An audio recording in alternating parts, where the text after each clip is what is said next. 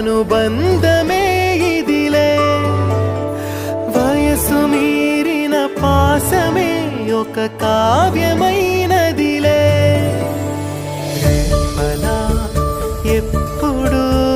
కంటి పాప